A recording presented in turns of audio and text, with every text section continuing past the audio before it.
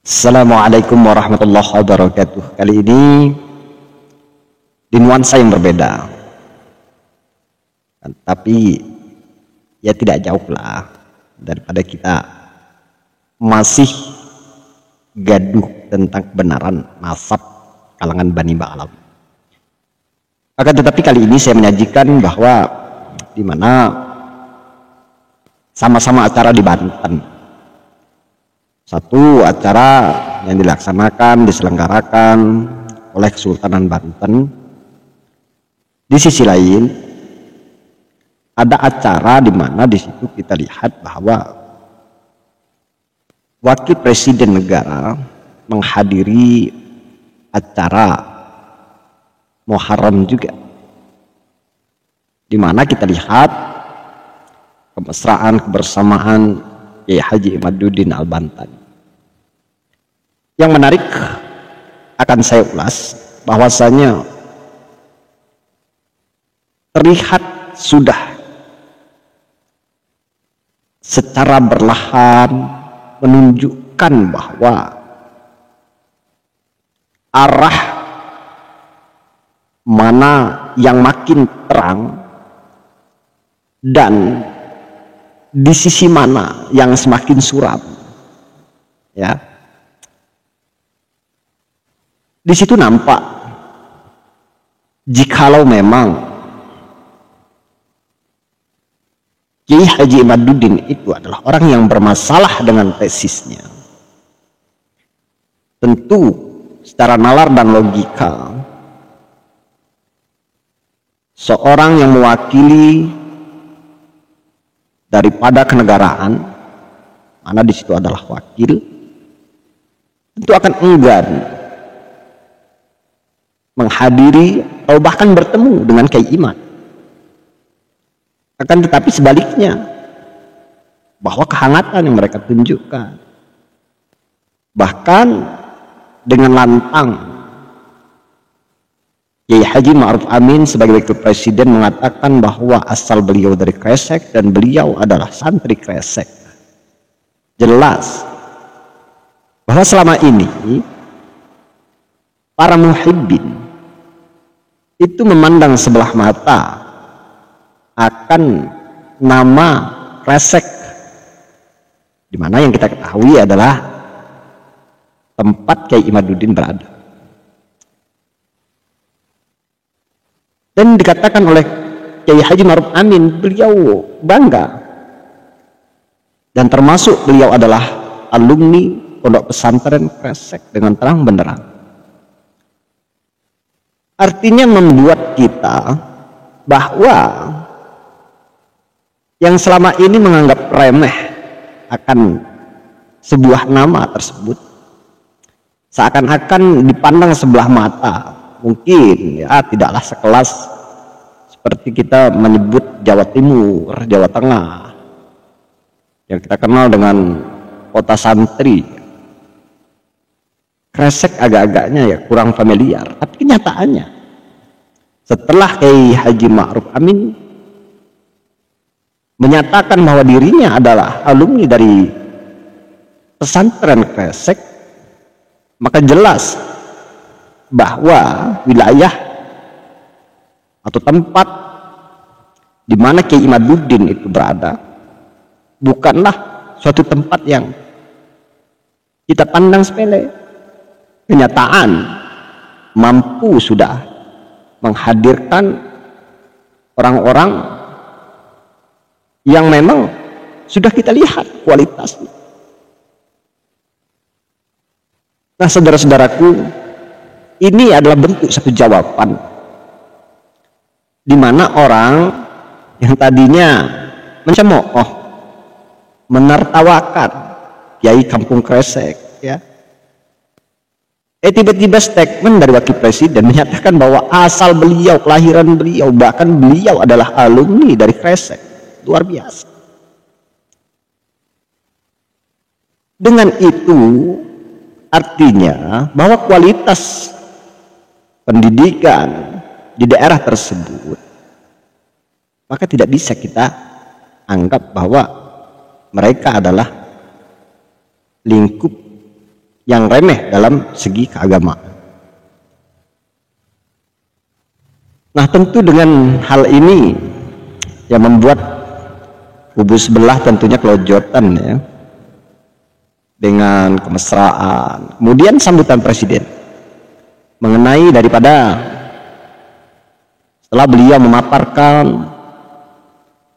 bahkan beliau mengutarakan harapan bahwa akan ada penerus dari Kresek. Tapi ya mungkin Kiai Imad ya tidaklah menuju ke sana ya. Ya mudah-mudahan gitu kan, ada di lingkungan Kresek yang akan meneruskan itu. Tapi sekali lagi, ini adalah menandakan suatu hal yang positif bagi kita, di mana langkah yang ditempuh oleh Kiai Imad ini adalah tidak bertolakan atau tidak bertentangan atau tidak bermasalah dengan syariat bahkan kenegaraan ketika beliau mengutarakan isi tesisnya tersebut. Seandainya kalau memang itu bermasalah, tentu saya yakin bahwa Kiai Haji Ma'ruf Amin ini akan enggan untuk menghadiri acara tersebut.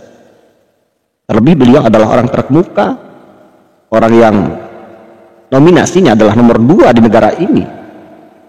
Tentu beliau akan mewakilkan seseorang utusan untuk menghindari acara tersebut. Secara logika, kalaupun apa yang dilakukan Kiai Imad itu atau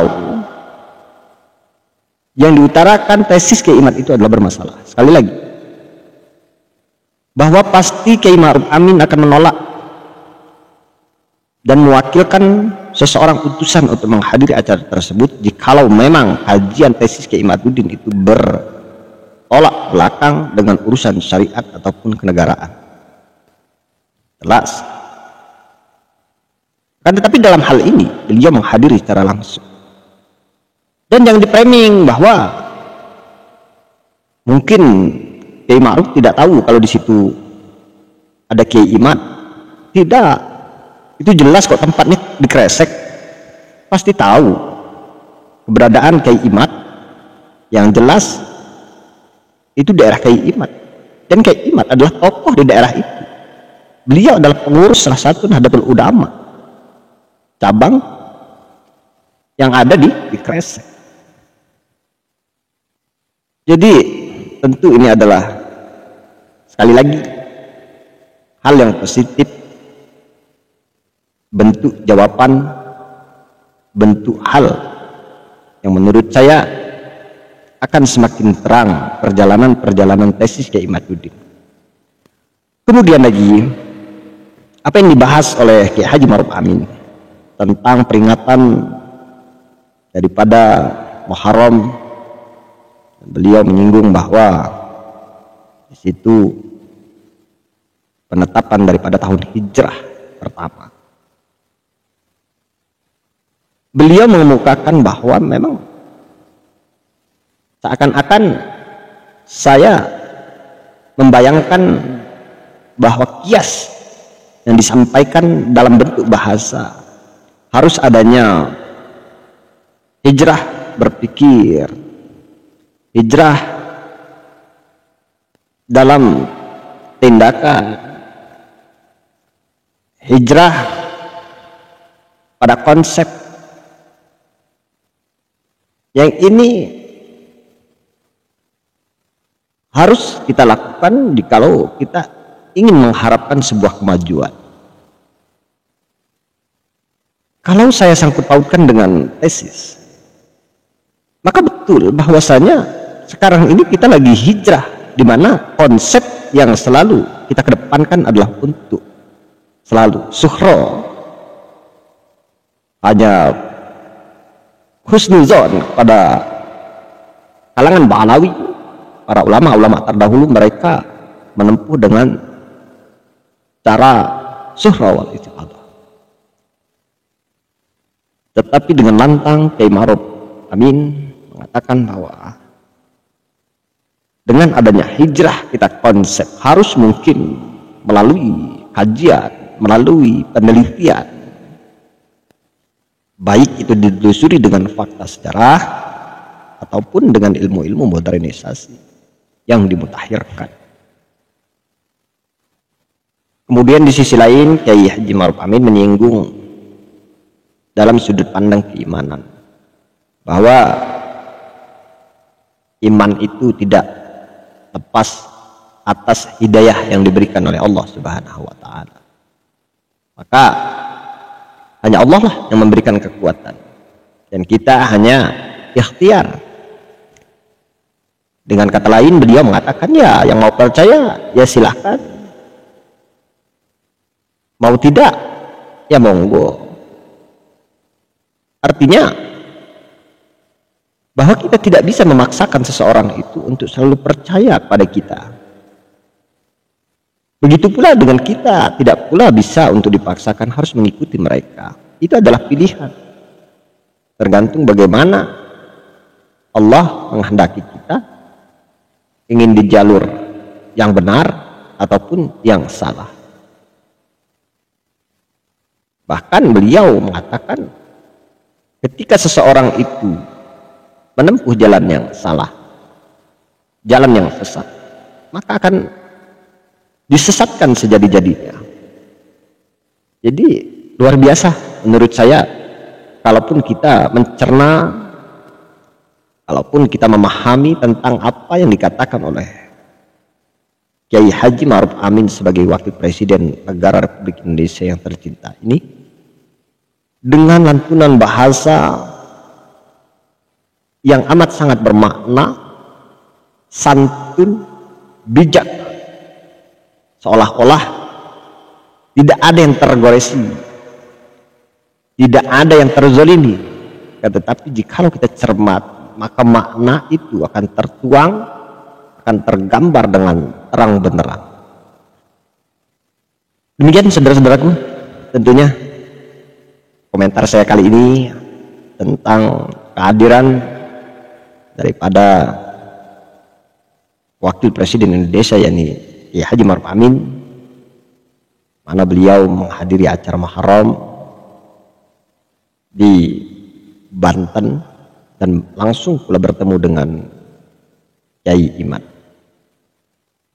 Dan yang ingin saya garis bawahi tadi, hal yang penting bahwasanya apa yang dilakukan oleh Kiai Imad bahwa nampak tidak ada persoalan baik dalam segi syariat maupun kenegaraan.